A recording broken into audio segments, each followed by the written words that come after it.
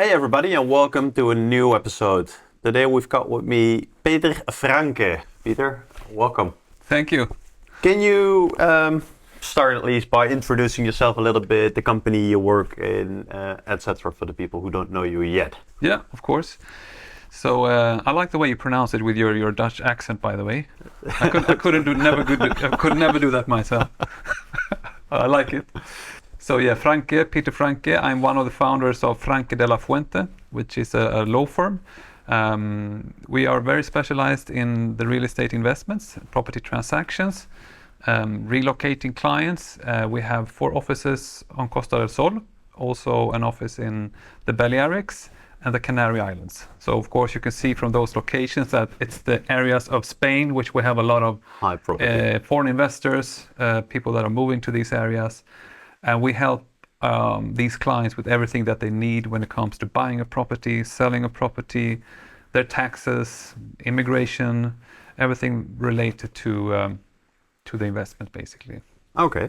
And how did it come then that you started very much specializing in the real estate part of law? Well, it didn't. When we started the law firm, it was me together with my partners. So I have 3 partners, Julian and Miguel Angel de la Fuente, Franke de la Fuente, and also now Francesca Pienario, who were very happy that joined us in the partnership group. And when I moved here myself 8 years ago, together with my family, and I think I have this in common with quite a lot of people, that we moved down to Costa del Sol, to Marbella, but only with the aim to live here for 6 months. A school semester, and we're going to move back. Now 8 years later, we're still here. Kids ready with school. Yeah, my son is 18 now, he's moving out. So yeah, it's been good years. And of course, I think this is in common with a lot of other people as well. You move here, or you have an ambition to move here.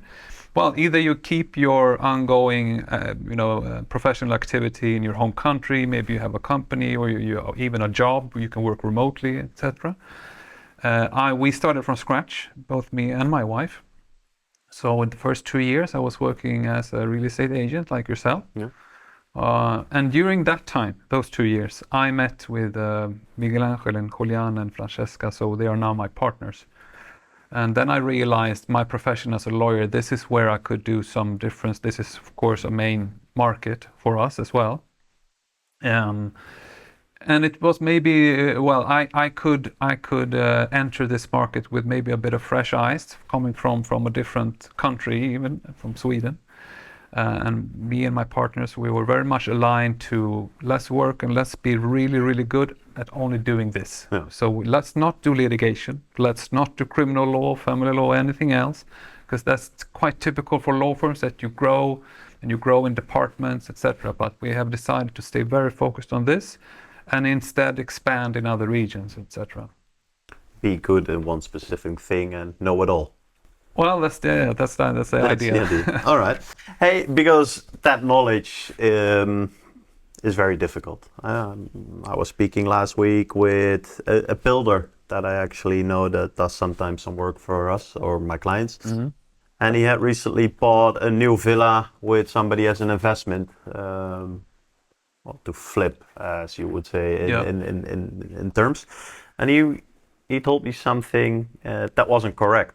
And as a lot of people might not know yet, but the transfer tax regime in Spain has changed a little bit for investment purposes, where before you could take 5 years before you had to resell it, and you could do it at a 2%. Mm. That's been kept now at 2 years and a maximum value. Mm. They weren't aware. They thought they were paying 5% less. And instead of on a 1.8 million, they pay 2%, they had to pay 7%. How is something like this possible? How can people prevent this? Well, you have to be aware of how the system works to start with. I think what we had an interesting conversation another time. We were talking about the process of buying a property in the Netherlands and in Belgium. Yeah. So we have a lot of international clients coming to Spain, especially these regions. And they want to come here with one idea, just to buy a property, right, or making investments as well. And of course, the first step I think for making a smart investment is to study the system. How does it actually work here? You're working with an advisor, a broker like yourself. What is the responsibility of that broker? Where lies his responsibility? And are there any? Can I claim anything from that individual if there happens something wrong? Okay, who else should protect my interest? Which here it's the lawyer, right? Yeah. What is the responsibility of that lawyer? What is the, let's say, basic researches that a lawyer must do to protect my interest in terms of a property transaction and so on. So I think, to put it in short, to be aware of how it works, and then of course to take it seriously and to work with good advisors. I think bottom line it's that. And there are many good advisors here, because what we need to do, we need to protect our clients. Yeah. You're working with your clients from your point of view, we are working with it from our point of view. And of course we need to do what? We need to research the investment, understand the investment, and then give advice to the client and information that they are completely aware of what they're buying, and also of course to try to optimize that purchase from a tax point of view or other point of view.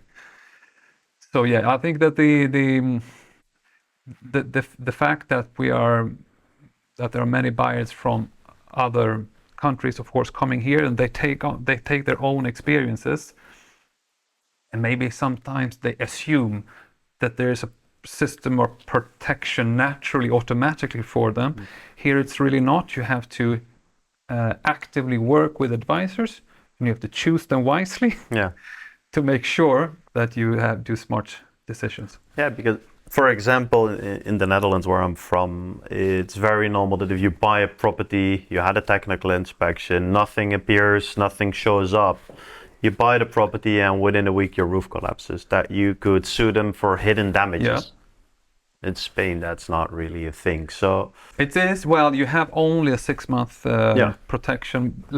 In simple terms, right? There is a legislation for hidden vices, but it's 6 months. It's only covered for 6 months. I know in many other countries it's very much different. So I think in Sweden it's still 10 years. You know. Yeah, wow. And the fact that you're mentioning a technical inspection, which of course is advisable, especially if you're buying a villa, right? Oh, yeah. You should do a technical inspection of the property, but it's not automatically so. It's not built into the system that you always do an inspection, and which kind of professional should carry out that inspection. So these things that maybe in other countries clients take for granted, here they have to just confirm together with advisors what is the actual process, how am I being protected, how do I move forward in the best possible way. Because what I find interesting, and that keeps coming back in your answers, is professionalism. And one of the things that's changing now in real estate land in Andalusia is that there is coming a real estate register. Yeah. Do you think the initiative from the Junta de Andalusia with this will make changes in the professionalism of the real estate world, of how it's going, of the knowledge people have? Do you see anything changing for the good with things like this? And so, if so, how? I think so, and I hope so. Right. I think that we are many people working this market that really we're really trying to provide a professional service. We want to look out for our clients. We want to make sure that they are protected when they make their investments. But it is also a fact that it is not a highly regulated market in Spain in general and here in Andalusia. So any steps towards that, towards a higher professionalism, towards higher responsibility, I'm all for it, of course, because my job as a lawyer is to see it from the client's point of view. And from a client's point of view, I was a client myself buying a property. Of course, I would like to feel safe and secure, entering to this market. But to mention on that, yes, there is a new regulation saying that there will be a mandatory registry in Andalusia for real estate agents. I think that's a good thing. But of course, then there will be when, in 2 years' time. Hopefully, we will not see a delay, in the execution of that plan. They need to clarify what are the exact requirements to qualify for that registry. And I think that this market is, of course, different than other markets, because this is a very international market. Yeah. So if the junta is going to require everyone to have a Spanish university degree to work, then this market is going to collapse. So Yeah. it needs to make sense and be adapted to the real world, so to speak. So a lot of things will change, and hopefully for the good. Yeah. And now we're talking about changes, change in tax regimen for investment properties, change in real estate registers. Are there more changes coming? Because what we've recently seen, for example, is Manilva banning tourism license, Malaga banning tourism license, Fuengirola setting different legislation than, for example, Benalmádena or Marbella does. Can we expect more to change and regulate it more, be safer, be a better place for real estate, and be more trustworthy as an area, or not? I think that, yes, we're definitely moving in that direction. I think that's definitely on the agenda from let's say the government, local government of Andalusia, also from the market. I think that we want to professionalize this market. You know as well as I do that prices have increased dramatically, especially around the areas of Marbella, but also other areas along the coast. And it's definitely a political ambition to make the most of this area, of course. And then we need to professionalize things, because the buyers, they have that expectation. They need to have things in order, in order themselves to feel secure when they come here. So yes, I think that the trend is towards professionalism and regulation. That is clear. One example is what you mentioned right now, is the regulation for short-term rentals, which has increased in complexity. I could say that. So it's much more difficult to navigate at the moment for investors or private buyers, and it's changed on a regional level because those regulations are regional. But it's also, as you rightly pointed out, it's on a municipality level also, and even the community. I mean, because so it's layers, right? And you mentioned Malaga, Manilva, prohibitions, general prohibitions, or prohibitions in zones, and so on. So from, what can you say? Well, from a buyer point of view, good to be aware of this, of course. And if it's important for you to be able to rent out your property, you need to make sure that your broker and your lawyer investigate that fact 100% before you move ahead. But with all the changes, for example, with the tourism rental license happening now, is it still safe for people to buy a property with the idea to rent it out, or did that period end? So it's important to remember one main legal principle when we're talking about this, and when we talk about any kind of change, really, and that's the protection of retroactivity. So if you hold a rental license, first of all, we have concluded that it's tied to the property and not to the individual, not to the owner, which is very important. But it's also a given right. It's a value, Yeah. given to you by the region, and then that cannot be removed easily. So yes, you can still make smart investments, but you just need to make sure, in comparison to your friend with the constructor, right? To what am I buying? Which rights do I have? Can I continue to rent this property forever, or are there any challenges here, right? So I wouldn't be that harsh to say, don't even consider buying something for rentals. Definitely we can, right? But it's just more important. It's more important to navigate it. More checks, more controls, more security. Yeah.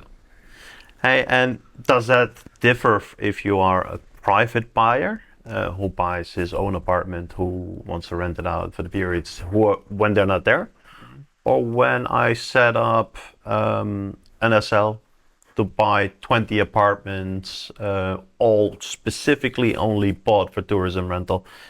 Does the law make any difference in those? Yeah, so yeah, I think there's the distinction there, without going to exact details, but to make it easy, you have touristical apartments, Yeah. which are dedicated for that activity, tourism rentals. That's one type of product on the market. And then you have the license, which is a right To rent. which is tied to the property, which are more than, those two are legally two different figures. Yeah, okay, but if I say, for example, my company buys property with a tourism license, it shouldn't matter if the owner is a company or a private person. The rights to rent out It's tied to the property. are tied to the property. Yeah. So there is actually no difference in who buys it, what it inflicts to that license. The important thing is that if you have your buyer, right, and you want to buy a property, you want to make sure that you can rent it out. What we're saying is that, first of all, the license, if first we have to check, is there a license there? Yeah. Is it valid, does it still fulfill all the requirements? And if that is a valid license, then you as a new buyer, as a new owner, you will have that same right, because Yeah. it's tied to the property that you just bought. And then it doesn't matter if you're buying it from a company or from a private individual. That doesn't really matter. No, okay. And say I want to buy a property that doesn't have a license, or for example, a new build. I have seen an amazing new build. It still needs to be constructed, so it doesn't have a license. How sure can I be that, point one, it is possible to get a license? Or if I buy it, that indeed in the end we can use it as a holiday rental? Yeah. So we need to check, right? Yeah. So first of all, we need to go to check the planning situation. Where are we? Are we in Manilva, or in Marbella, or in Estepona, etc.? What is the planning the plan? What does it say about this specific area? Are we in a zone where it's impossible to get a license because they have prohibited it, right? Step one. Secondly, if not, then of course, then theoretically you can apply for a license, and that license application can get approved. Yeah. But there's still the risk of having the community of owners voting against that application or that right. So we need to communicate with the developer. What is the plan for this specific project? Is it a rental friendly project we're talking about? Are there any plans of voting in favor for the short-term rentals immediately, even before the first annual meeting, etc.? Yeah, because I heard something like the developer put it in the bylaws of the project, for example, that rental is allowed. Yeah. So of course, I mean, if it is in the commercial interest of the developer that we want to sell units that can be rented, they will do whatever they can to secure that, so any buyer can feel secure enough, of course, to purchase it. Okay. Now let's move a little bit away from the rental, because it's quite a difficult topic. Quite a lot of things need to be very thoroughly checked and thought of before you go into there. And let's go a little bit to the difference in buying as a private person to, for example, buying with a company. So some of my clients, they've set up companies to buy properties. Some of them buy in their private name. Are there big difference? Are there big advantage to one or the other, for example? There are definitely differences. So the first question that we ask any client, whether that is a shareholder of a company or a private individual, our tax advisors, I should point out, we have a professional tax department in our company. Our tax advisors, they will ask the client, what is the purpose of the investment? What is it that you want to do with this property? You're going to commercialize it somehow? Do you want to rent it out? Are you buying it to renovate and sell? How long do you want to keep the property, hold the asset, etc.? Because then from those questions, we will lean towards either a company or maybe buy as a private individual. Let's say, for example, that you have a client that tells us that I have money in my company, but I'm going to live in the property myself. I'm not going to commercialize it. I'm not going to do anything really, with it. no business activity. Then, of course, we need to sit down with our client and inform him, okay, what does it mean from a Spanish tax point of view? If you as a shareholder will use this property, then probably, a rental tax, a tax on the fictitious rental income will be applied by the Spanish tax department, and you have to pay a market rent. Yeah. And the client might look through his options, make the calculations, and from a purely liquidity point of view or total cost point of view, they might still consider, well, that's fine, because I have this money in my company. I prefer to use that money, the company money instead of get it in my pocket and tax for it and then buy it as a private individual. I'm okay with paying a market rental when I use it for myself, So it depends on the purpose of the purchase. And then, of course, these kind of tax changes, they do make a difference. That could also steer the investor or the buyer into different decisions. So now when we have the changes in the transfer tax law that you just mentioned, that previously they had quite good terms for Spanish companies. If you buy a property, no matter the price, you pay the Andalusian transfer tax. Instead of 7%, 2%. You sell it in 5 years. It's a quite easy tax regime to fulfill the requirements. I know a lot of people who don't live longer than 3-4 years in their homes anyway, who always No, but it's a prefer good to do enough it like time that. to make any kind of project and resell it for a decent profit, hopefully. But what happened now is that, as you pointed out, in December they changed it. So here in Andalusia, first of all, no longer than 2 years, and the purchase price cannot be more than 500,000 euros. So there are a lot of properties, a lot of investments that will not qualify, right? I think more not so than also. But I think when we mentioned before we put on the cameras here, it's interesting from an investment point of view, because if you know now you're buying a new development, for example, and the total tax there is 10% VAT, 1.2% stamp duty, so 11.2 in tax. Yeah. So the difference before between 2% and 11.2 is quite significant, right? 9% difference in transaction cost. But now the difference will be between 7 and 11.2, so not that much. Maybe this will tilt certain investors towards new development instead of resell.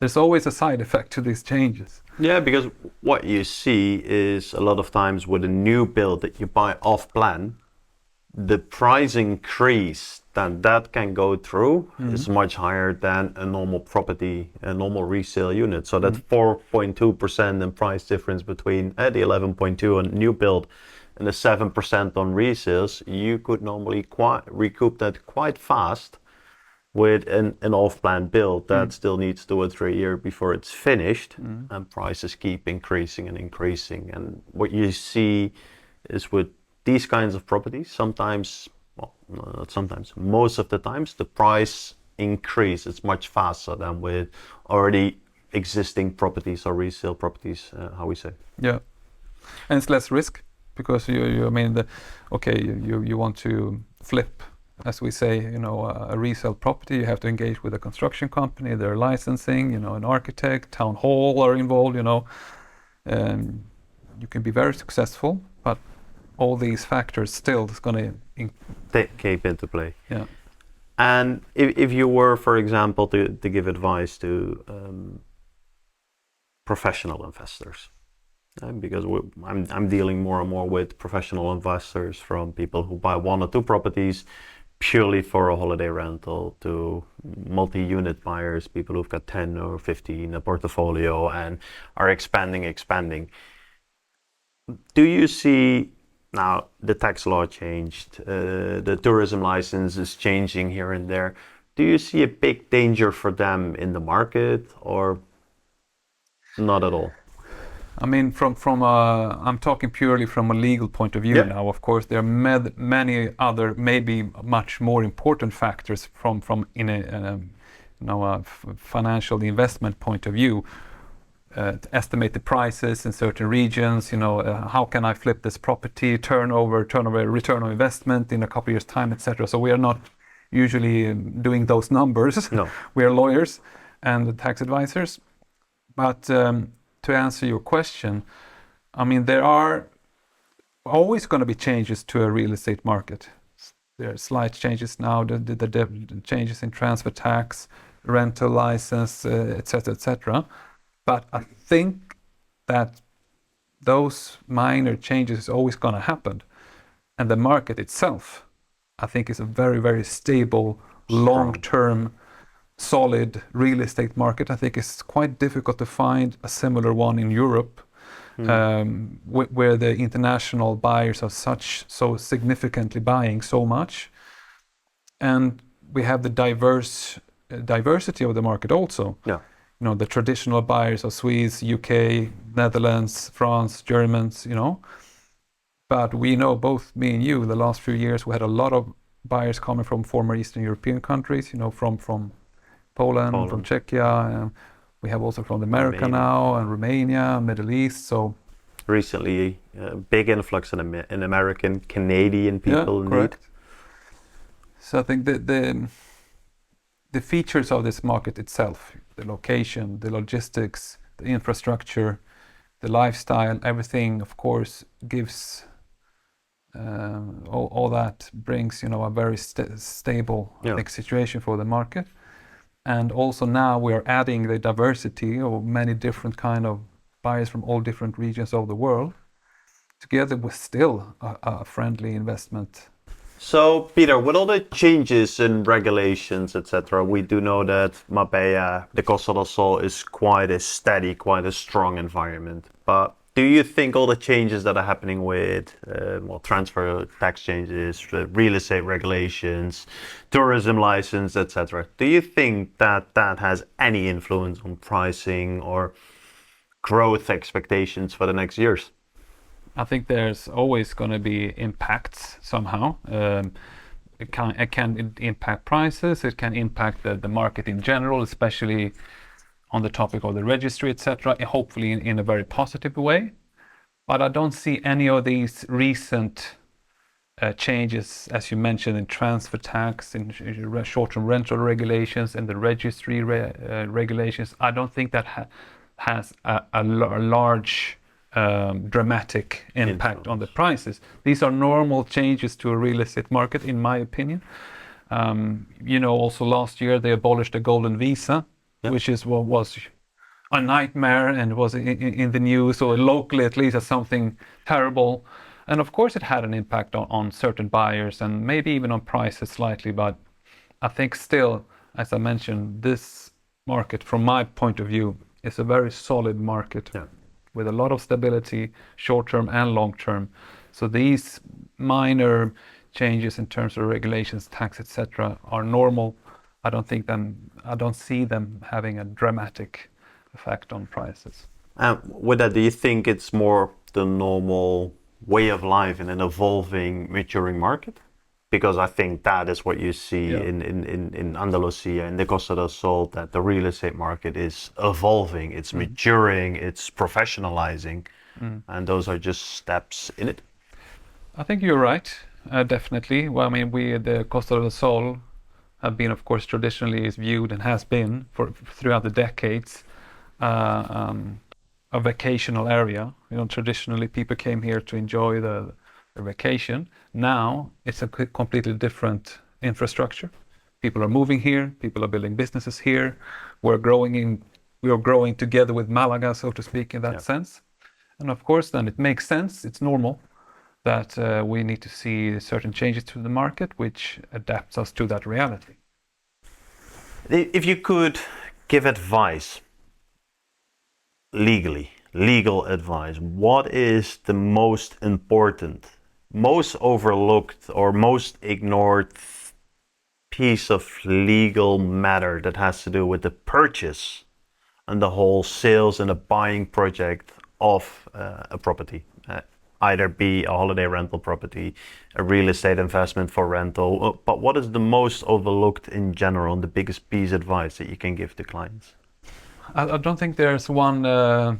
It's not a big surprise what I'm going to tell you, and it's the most influential fact for any buyer and client that we meet is to work with good advisors, because in the end this is a market which can be difficult to navigate for a foreign investor. They don't know how it works in Spain. They know how it works in the Netherlands, but not in Spain. They know how it works in Sweden, but not here. So to avoid any unnecessary situations, to work with people that make sure that their interests are protected. And then we'll have to get down to the details. How do we make a proper due diligence of a rental property? If you want to open a company and invest, what's the best tax situation? To work with a good broker that understands the needs of the client and knows also how to communicate that well to the lawyer, etc. So there's no magic tricks. No. It is a market that needs good advisors, so work with them. And last questions I want to ask you is with everything that's going on, all the upcoming trends and everything that's going, what do you expect is going to happen in the Costa del Sol over the next years? Do you expect any big trends or any big changes happening? I think that we will continue with this trend. That is what I see. I think that the trend of relocation is very, very strong. I think that, if no dramatic tax change, we see any dramatic tax changes, in this area, that is a trend that will continue. And I think it's hard to stop it. Yeah. People will move because they can, and so as long as they can move, they will do it. Because the lifestyle here cannot be compared to many other lifestyles, across Europe. So I will see, I will see more professionalism here. I will see a maturity of the market in that sense. I will see more people moving to this area, relocating. I will see them opening up businesses here. So that will also increase the infrastructure. So I see growth in that way. Maturing. Is there anything that you still want to discuss or say to the people that you think we've missed so far that is very important? I think we covered the main aspects. I think that if you are a potential buyer here, an investor or a private buyer, make sure that you do your homework. And if you do your homework, you will probably find a very nice property in a secure way. Peter, thank you very much for being here, and I'll speak to you soon. All right. Bye-bye. Thank you.